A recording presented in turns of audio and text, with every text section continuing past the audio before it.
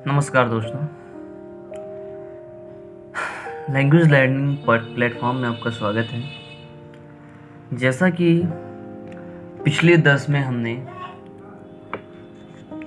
उर्दू भाषा की चल रही मौजूदा सीरीज़ में हरूफ तहज़ीब के हवाले से बात की थी। अब इसी क्रम को आगे बढ़ाते हुए हम उर्दू में मात्राओं के हवाले से कुछ गुफ्तगू करने वाले हैं। जिस प्रकार इंग्लिश में वोबल्स होते हैं, हिंदी में मात्राएं होती हैं, ठीक उसी प्रकार उर्दू में भी मात्राएं होती हैं। और उर्दू में मेनली 3 प्रकार की क्या होती हैं? मात्राएं होती हैं। उर्दू में मुख्यतया 3 प्रकार की मात्राएं होती हैं। तो उन मात्राओं में जो पहली मात्रा हमारी है उर्दू की, उसे हम क्या बोलेंगे? उसे हम जबर कहते हैं। जबर ये क्या है? किसी भी हर्फ के ऊपर लगता है। हम आपको बता दें कि जबर का मतलब ही होता है फतहा, फतेह, जीतना, किसी चीज के ऊपर होना। ये जबर का मतलब होता है। अतः जो जबर है वो किसी भी हर्फ के ऊपर लगने वाला है और ये हिंदी के आ अथवा बड़े आ की आवाज़ देता है। क्या देता है? हिंदी के आ और बड़े आ की आवाज़ देता है।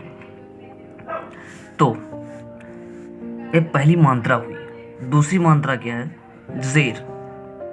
आपने ये सुना ही होगा, इसका नाम ये ज़ेर कहलाता है। ये किसी भी हर्फ के नीचे लगता है। हलन टाइप का ये भी लगता है, थोड़ा इस टाइप का। ये नीचे लगता है। ये किसी भी हर्फ के नीचे लगने वाला है, नीचे लगता है। और हिंदी में इसे ए अथवा छोटी ई से संबोधित किया जाता है। इसका जो आवाज़ आएगी हिंदी में वो ए अथवा ई की आएगी। ज़ेर का जो मतलब होता है, उसका मतलब ही होता है नीचे। ज़ेर कदम, कदम के नीचे। तो ज़ेर का मतलब होता है हारना किसी भी चीज़ के नीचे। यदि कोई तुमसे ज़ेर है तो इसका मतलब है कि वो आपसे नीचे स्तर का है, तो उसे ज़ेर कहा जाएगा। तीसरी जो मात्रा है हमारी उर्दू में, उसे कहते हैं पेश। क्या कहते हैं? पेश। ये छोटा ओ टाइप का ऐसे बनता है और ए भी हर्फ के ऊपर लगता है।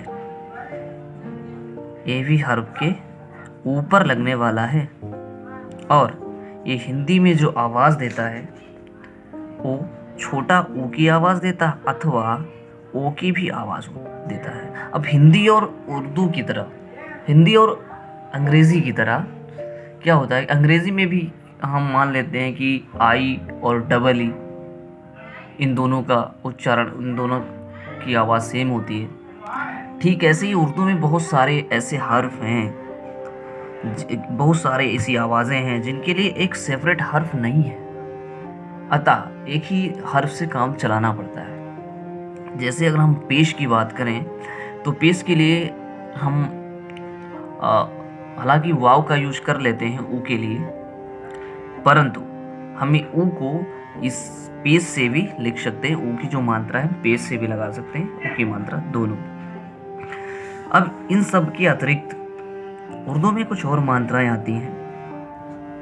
ये मेन 3 मात्राएं होती हैं। एक बार रिवाइज कर लीजिए। जबर ऊपर लगता है, इसमें हिंदी में और बड़ा की आवाज़ आती है। जबर का मतलब ही होता है किसी चीज़ से ऊपर, अतः हम इससे याद रखेंगे कि जबर ऊपर लगेगा। ज़ेर का मतलब नीचे होता है, ये नीचे लगेंगे किसी भी हर्फ में और उसकी जो आवाज़ आएगी वो ए अथवा ई की आएगी। और पेश भी छोटा ऊ का टाइप का होता है और ये छोटा ऊ अथवा ओ की आवाज़ देता है हिंदी में और ये हर्फ के ऊपर लगता है, अब हम अन्य मात्राओं में कुछ बात करते हैं। जैसे अगर अन्य मात्राएं उर्दू में हम ध्यान दें तो एक होता है मद। मद जिसका जो साइन है वो क्या होता है, उस ऐसे होता है साइन, और ये मुख्यतया अलिफ के लिए ही बना है। हालांकि ये वाव पर भी लग जाता है कभी कभी, ये अलिफ पर ही बना है। ये मुख्यतया अलिफ पर ही लगता है। अभी आप इतना ही जाने कि ये अलिफ पर ही लगेगा, यानी कि अलिफ पर लगेगा। उसकी आवाज़ क्या होती है, इस भी आ की आवाज़ होती है। अतः इसको जब हम अलिफ पे लगा देंगे तो छोटा अलिफ मतलब होता है छोटा आ, उसको बड़ा आ में चेंज कर देगा ये। यानी कि यदि हम अलिफ को लगा पे ऐसे लगा देंगे तो ये छोटा होता है, बड़ा आ हो जाएगा, ये बड़ा आ हो जाएगा। यानी अलिफ को बड़ा आ बनाने के लिए अलिफ पे मद का प्रयोग किया जाता है। ठीक है, अब हम बात करते हैं तस्दीद। हम तस्दीद की बात करते हैं। तस्दीद जो होता है किसी भी हर्फ के ऊपर भी लगता है, और इसका जो साइन होता है हल्का डब्लू टाइप का होता है या ओमेगा टाइप का होता है, जो भी आप समझ लें, ऐसे ही होता है।